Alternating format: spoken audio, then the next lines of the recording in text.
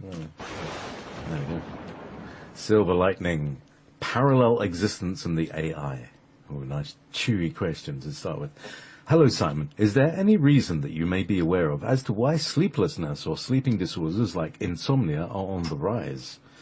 Do we visit the lives of our other selves in parallel universes? Could negative entities or AI be interfering to cause this kind of disruption if this were the case? Light, love and blessings to you both and JP, especially for the enlightenment of work for you that you give. Thank you. Thank you for the support.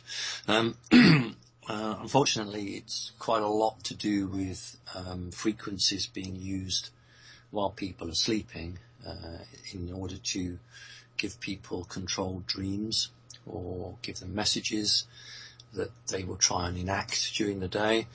There was quite a big thing with the early research in the late Victorian, I think it was around about the time of the First World War, where they worked out that moonlight at the full moon had a profound effect on some people, and that a lot of instances of sleepwalking, for instance, occurred on the times of a full moon. And if you got a very thick, heavy curtains, that reduced it.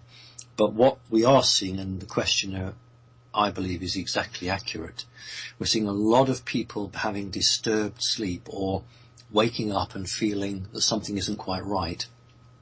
And I know for a fact that it's not psychic attack, it's more like a machine. There's an energy type of machine that is being used which rides in on those brain waves when we're sleeping and can influence the mind. Now, it's only the conscious mind, interestingly enough, because your self-conscious or your higher self will detect that something's not right. So there is I use the word loosely, there's a war going on this planet for the hearts and minds of people. And one of the ways, of course, to do that is to get people when they're sleeping to try and influence them with these waves. So, yes, there is a lot of it happening. It is increasing. And if somebody feels that they are being attacked like that, then they need to seek a bit of help. Thank you. So, next question is from Christian, 92, Romania. Hello, Simon.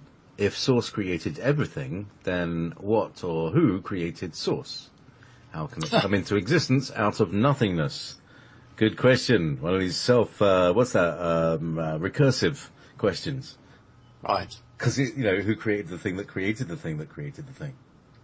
Well, I think for as long as I can remember on this planet and this lifetime, even as a 5 or 6 year old, the question of who made God, or what was there before nothing. And it's a question that I think man and woman has been asking on this planet for a very long time. And I think that's the way it should be, because the overall divine creator will always be different from us, will always have something that we don't have to that extent. And we can't know everything. Maybe pure consciousness can create itself.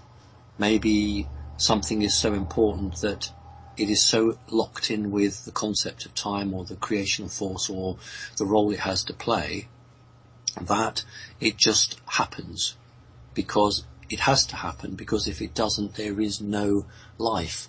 There is no method to evolve, to look back on your life, to learn from mistakes and to go forward. So there had to be something like that.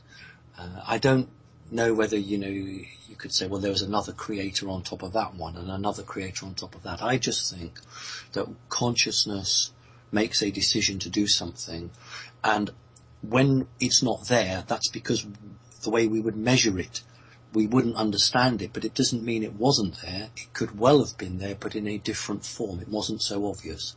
So that's my best guess, and it will always be a guess, because I'll never rub shoes or take tea with something as powerful and as great as that. And I think it's right that we really don't have the answer.